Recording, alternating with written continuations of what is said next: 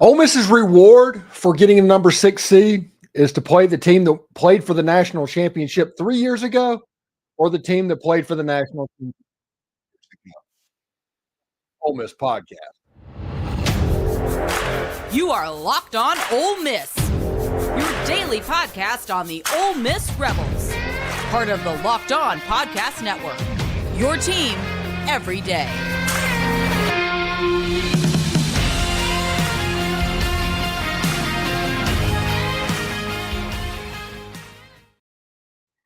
Ole Miss got a difficult matchup in the first round. You're going to see play-in game and think that it is a little bit easier than it should be, but it's actually tougher than the VCU game, than the Drake game. San Diego State and North Carolina both have players that can compete at a very high level. It's kind of like whenever Ole Miss played Arkansas. Anyway, I'm Stephen Willis of the Locked On Ole Miss podcast, and the NCAA committee did Ole Miss no favors in this first round game, but after the first round game, I'm actually feeling pretty good about the Rebels' chances. But getting past the first round game is going to be the big issue for Ole Miss. The game is going to take place on Friday and against the winner of the San Diego State versus North Carolina game from the first four on Wednesday. Remember, if you comment in the section, please put where you're commenting from. I do want to give you a shout out, but we're going to talk about that. We're going to go over random bracket stuff and all of that in a little bit. I haven't dug into the matchups too much for these two teams, but I will say this. When it comes to North Carolina, they lost to teams that were good, and they beat teams that were bad. Ole Miss should be all right there. They had four players that scored in near double figures, including R.J. Davis, who was their leading scorer, 3.5 rebounds, 3.5 assists. He's a good basketball player. 85% of the foul line, 34% from three. Ian Jackson's a really good player as well. So is Seth Trimble. There's going to be good basketball players because North Carolina is a true college basketball blue blood. There is no getting around that. They are the blue blood in college basketball. They're just having a little bit of a down year, and it was Ole Miss's misfortune or the committee's, I don't know, weirdness, because the head of the selection committee was the athletic director, I think, from Carolina. So take that for what it's worth. North Carolina got into the tournament after losing a lane violation of the ACC tournament. But they have good players, and they've recruited well. And Hubert Davis came to a national championship game 3 years ago. This is going to be a difficult match for the Ole Miss Rebels. Now, on the other side of the court is the San Diego State Aztecs, the team that was in the national championship game in 2023. When you look at this, they have two players in double figures. They beat recently the UC San Diego team that everybody's so high on as a 12 seed. San Diego State is another good team with good athletes that can rise up and get you. Simple as that. Both of these teams are very much in a position to win the game against Ole Miss. I don't know if they can. When you look at rebounds, there's not a big rebounder for San Diego State. Maybe that's good news for the Ole Miss Rebels. North Carolina, let's see. Do they have big rebounders? They got one at 5'6". They got a bunch of guys that rebound the ball fairly well. If they're not dominant on the glass, Ole Miss has a really good chance. And if Ole Miss plays well, they should win the game. And this game is the important game because Iowa State's best player, Keyshawn Gilbert, got injured. He's out for the year. And going into the NCAA tournament, that is bad news. Now they have Curtis Jones, who's averaged 17.1. This is a round of 32 matchup potentially. But Iowa State, good basketball team normally, but they could be without one of their better players. That's an advantage to Ole Miss. Now, they have a big rebounder and a bunch of defensively minded big bigs, which could be problematic for the Ole Miss Rebels, and they have 5 players that average in double figures this season, including Keyshawn Gilbert. Iowa State, though, without their better player, one of their better players, Ole Miss is obviously going to have a better shot at is that 6-3 game if they get past the North Carolina and San Diego State game. Now, if you want to go beyond that, The next thing is Michigan State. I kind of like the way Ole Miss matches up against Michigan State. I think Ole Miss is the type team that can kind of take advantage of them. They don't turn the ball over very much, but Ole Miss is very selective and very judicious with what's going on. Michigan State can rebound the ball, but maybe their pressure can speed them up, and that'll set up a Elite Eight game potentially with Auburn as a rematch for that. Overall, I like the bracket that Ole Miss is in. I do not like the first game. That feels shady at the best. Of North Carolina and San Diego State, it would not surprise me at all if the light just came on either one of those teams and they looked like they did a couple of years ago. Would not surprise me at all. That game to me is a little bit shady. But after that, like I said, Iowa State with an injury, we take that. Michigan State, I think Ole Miss owes them. They played Michigan State back in the Mateen Cleaves days, back a little while back, and then potentially Auburn. That would be a heck of an NCAA tournament run. I think it sets up if Ole Miss makes it through this first round, and that's going to sound weird with them playing an 11 seed.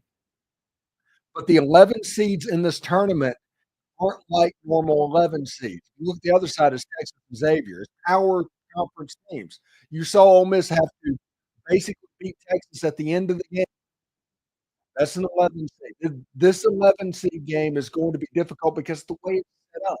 And this is one of the first tournaments that I've seen that these play-in games didn't go to the 12 seed. At least two of them go to the, or at least one of them go to the 12. Both of them going to the 11. That feels intentional.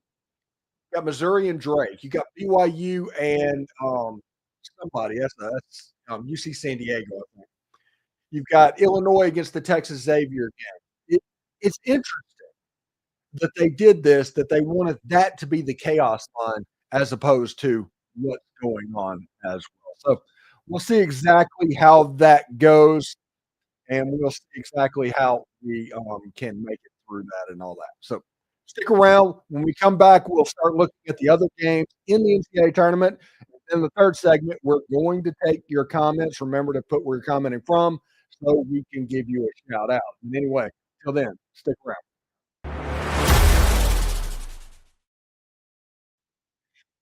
Factor meals arrive fresh, never frozen, and with 40 options across 8 dietary preferences. So you can customize your menu to fit your goals, whether that's Calorie Smart, Protein Plus, or Keto. I love how Factor keeps you on track with healthy, delicious meals without the time-consuming prep. The Korean beef bowl or the creamy Parmesan chicken are some of my favorites. They taste homemade, but take no effort.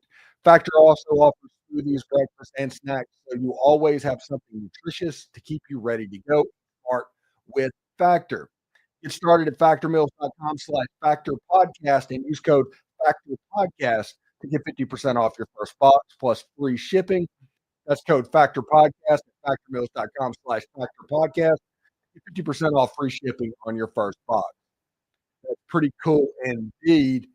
And they're not the only ones in the ad reads today. Get the supplies you need from the site made for the skilled trades. That's Supply House. Whether you're into plumbing, HVAC, or electrical work, Supply House is the reliable way to help you order products online. Their easy-to-use website is packed with helpful resources and the latest product information to help you get the job done right the first time. Plus, a complete inventory of over 200,000 parts from over 400 top brands. You'll find exactly what you need delivered fast from coast to coast. Need help with an order? Supply House offers expert support and industry-leading service. So you'll always talk to a real person. And for trade pros looking for an extra edge, their Trade Master program offers exclusive perks like a dedicated phone line, free shipping, counts on every order. Thousands of skilled professionals are already taking advantage of this. So now it's your turn. Join the Trade Master program today at supplyhouse.com/TM and start ordering plumbing, HVAC, and electrical supply with just a few clicks. Plus, use promo code SH5 for 5% off your first order. That is supplyhouse.com. All right, so let's look at the bracket as a whole. It should be kind of interesting. We'll start with the South because that's the bracket that Ole Miss is in.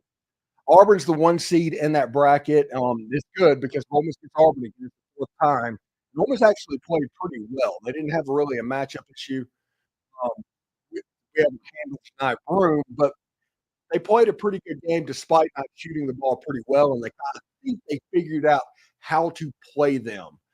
So we'll see exactly how that goes. Ole Miss beat Louisville. They have an 8-9 game against Creighton. Michigan takes on UC San Diego. We talked about them. Texas A&M takes on Yale. There's a chance that in the Sweet 16 you could have a Yale Auburn rematch. It'd be hilarious. I'd be all about it. We talked about the Ole Miss play-in game winner, Iowa State and Lipscomb. Iowa State's a good team. They lost one of their better players, and that's something that should not be overstated. Marquette is against Western or New Mexico. Marquette's really good at turning you over, and then Michigan State versus Bryant. That's the 2:15 game. I like this bracket. I like this bottom half. Ole Miss, outside of that first game, I really like. That first game, Ole Miss has to get over the hump to get there. That that's the game. Normally, you think about the round of 32, the Jason Harrison shot. This one is going to be the first round game against either North Carolina or San Diego State. Now, how many years have we as Ole Miss fans wanted to be in the NCAA tournament taking on the North Carolina Tar Heels? I mean, that is something that everybody should be in favor of, but kind of not like this. This is a game to where they can kind of come in and sneak up on. And they don't have many wins against quad one opponents. I think they're like 1-11 or 1-12, but they don't have any losses against really bad teams. They lost to Auburn, to Alabama, to Kentucky, or something like that. If you look at their schedule this season, it's the who's who of losing games. They lost to Kansas, which in hindsight was not very good, but they've lost to Auburn, Michigan State, Alabama, Florida, Louisville, and they had a bad stretch of Stanford, Wake Forest, Pitt, and then it was really bad against Duke, and then Clemson, and then they had a nice long winning streak to where all they lost to was Duke at the end of the season. From the Syracuse game to the end of the season, they were 2, 3, 4, 5, 6, 7, 8, 8-2 with the only 2 losses to the Big Boy. That's one of the reasons we're talking about. North Carolina played their way into the tournament. It helped that their athletic director was on the committee, but we'll see how it goes. Now, you want to look at the East bracket. Duke is the 1 seed. The 8 games, Mississippi State, Baylor, right to play Duke. I'm actually looking forward to seeing what Duke can do against Mississippi State if that's the game we get.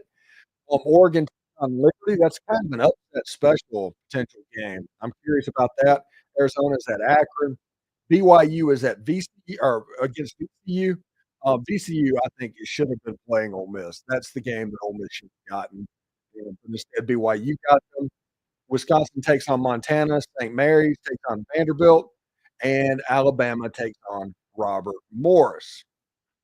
You want to look at the Midwest bracket. Number 1 seed, Houston Cougars. The 8-9 game is Gonzaga, and Georgia. Clemson and McNeese. That's a low-key game. I think McNeese is that I would take as a 12-5 upset right now over the Clemson Tigers. Purdue on High Point. Illinois versus the winner of Xavier and Texas. Kentucky takes on Troy, minus the point guard, I believe. That could be interesting as well. UCLA is at Utah State, and Tennessee takes on Wofford.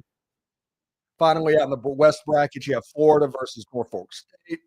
UConn and Oklahoma, another 8-9 game. It's some really good 8-9 games. Colorado State and Memphis, they won their last 10 games to get into the NCAA tournament, Colorado State. Michigan beat UAB for the AA champion, but Colorado State beat them earlier in the season. Maryland and their Crab Five, that's what they call them, the high-scoring starting 5 in all of college basketball, takes on Grand Canyon. Missouri is at Drake. Drake's the 30-game winner. Mid-major, a really good mid-major, but a mid-major just the same. Texas Tech is at playing UNC Wilmington. Kansas and Arkansas, that's kind of a fun game.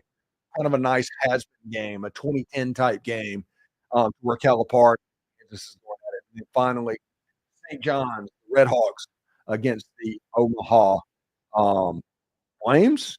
I think they're the Flames. So we'll see exactly how that goes.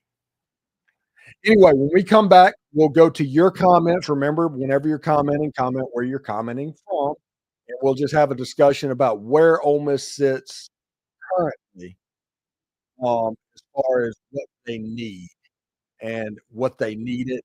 And we'll also be paying attention. They're revealing the women's bracket now, and we'll see if Coach Yo's team is hosting. So stick around for that.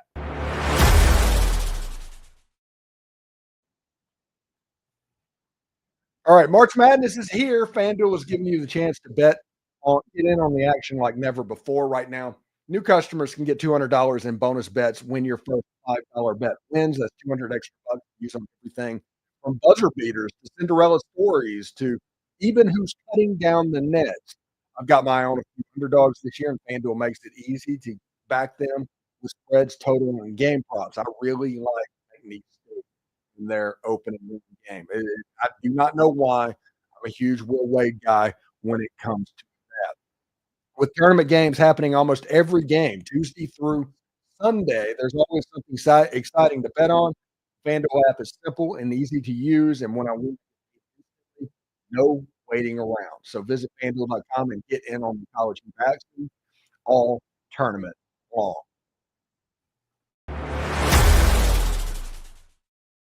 All right, let's go to your comments a little bit and kind of just talk about the tournament as a whole.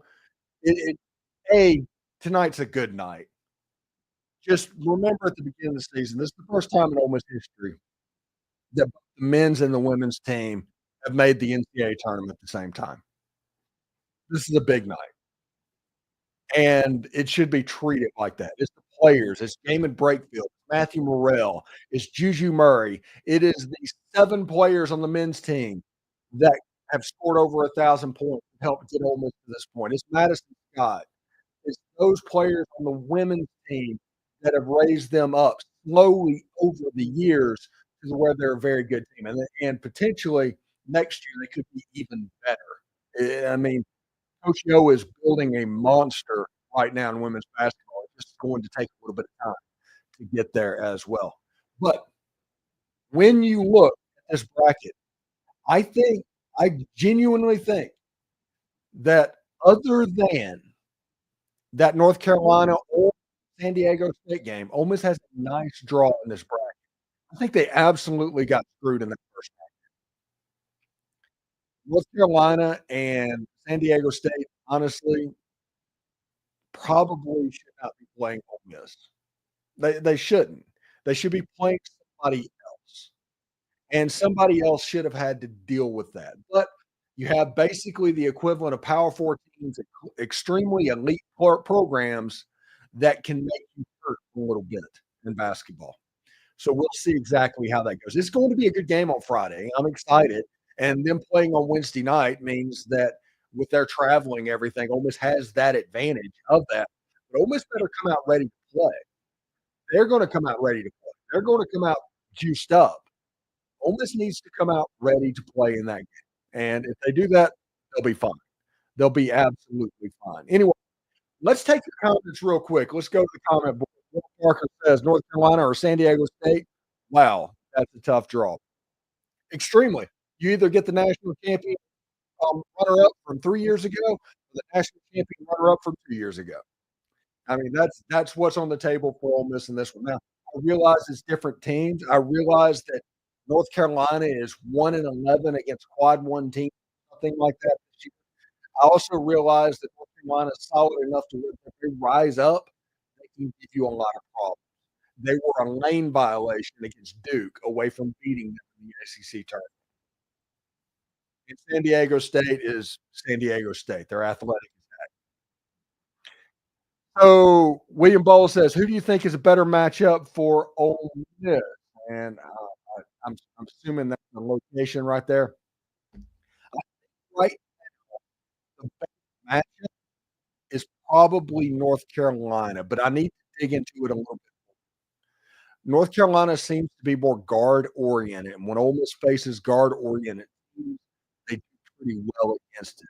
I need to see if San Diego State is similarly. I will over the coming week. We got 5, 6 days to get that to where we need to be. but we need to find out exactly what they're doing because either one of these teams look like dominant rebounding team. That doesn't mean they can't do it. I think we need to dig into some advanced stats and see what's going on there. Eric Cornegay says, "I don't like the draw. I think we'll play UNC." Shout out to the Lady Rebs for the making it the first time that both men and women went to dance the same year. That's Eric from Cherokee Village, Arkansas. Eric, I hope you were okay after the tornado. Bad one went through Arkansas, and to everybody in Mississippi that went through tornadoes yesterday, thoughts and prayers to you. And to the people of McKee, Mississippi, where I went to high school, an earthquake in the middle of that? That's weird. That's just all very weird. Ron Campbell says from New Orleans, how did the Kentucky get a better seed than Ole Miss? The name on the front of the jersey. Kentucky's always going to get a better seed in basketball. Always. William Bowles says, who do you think is a better matchup for Ole Miss? Like I said, I think it's North Carolina, but I need to kind of dig into that a little bit. Okay. That's from Smyrna, Tennessee. Mark Wall says, I would rather play San Diego State just because the quality of players in North Carolina are going to be high in recruits. Tough draw, but if we play well, we can beat either the team. Yeah, if Ole Miss plays their best, either one is not going to matter who they play. Ole Miss will win the game. But when you come off of the Southeastern Conference tournament to where Sean Padula, other than a buzzer beater, did not play well. Other guys, they were very gritty and all of that. But that makes you nervous playing against high-end competition. San Diego State has some of the high-end guys too as well. They won the national championship game 2 years ago, which means they had 2 years to recruit. They're young. There's probably some talented guys on that team. So I think I would rather play North Carolina, honestly. Despite the matchup and everything, I think somebody on Twitter pointed out is like just saying is it doesn't matter, you're going to play good teams, and that's absolutely the case. And these teams truly are even on the field, on the court. I would kind of like to play North Carolina because of the name on the front of the jersey. I think that's where I am. I think that's what has my attention. So we'll see exactly how that goes. Ole Miss Patriot from Nettleton. I know it's off topic, but who would you trust to take a game-winning shot? Steph Moody, Marshall Henderson, or Padula? Marshall Henderson. Marshall Henderson was a psychopath, and in that situation, Padula's great. He's made 2 of those shots this year. He's still not where Marshall Henderson was. That game against Vanderbilt, I'm just thinking over and over again. Marshall Henderson just because he was a psychopath. And I mean in the best possible way. It was fun. That Vanderbilt game, I just watched that every single time. Vandy hits the corner 3, and Ole Miss has to get the ball in a hurry, and all of a sudden Marshall Henderson's throwing up a 40-footer and making it. My goodness. Jay Cannon, what time does Ole Miss play Friday night from Lumberton, Mississippi? The time has not been released just yet. We'll know exactly how that goes shortly. They'll put that information out, and I'm hoping well, okay. For people wanting to watch the game since it's on Friday, I'm hoping for a 7 or 9 o'clock, one of those games in prime time. For me personally working, I'm hoping for 11:55. Yeah, that type deal. But I understand why, and I'm fine to do whatever and have a show wherever. And I'm working on trying to find people that might want to be that I can talk to on these game shows, just to kind of bounce some ideas off of and get out extra perspective. We're all about perspectives. So we'll see exactly how that goes. Kedrick Jones, if we play like we've been playing at these SEC teams, beat anybody, that is absolutely correct.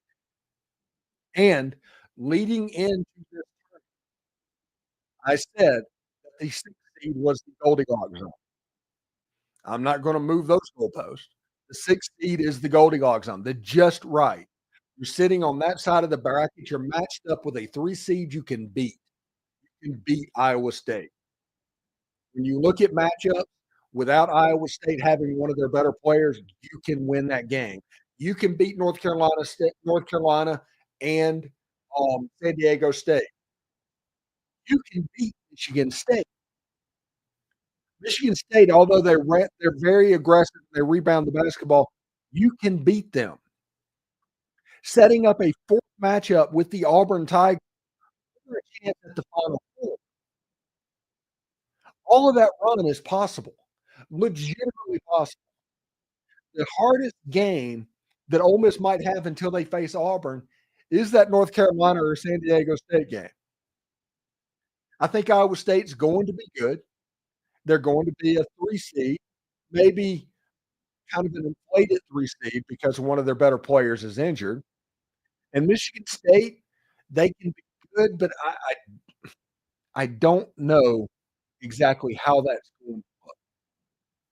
And Ole Miss honestly owes Michigan State for the Mateen Cleaves and all those years as well. Which, by the way, this is some BS. Ole Miss is not hosting on the women's. They're the 5 seed. The Lady Rebs are going out to Waco, Texas for their game. That's some absolute BS, and they deserve to host.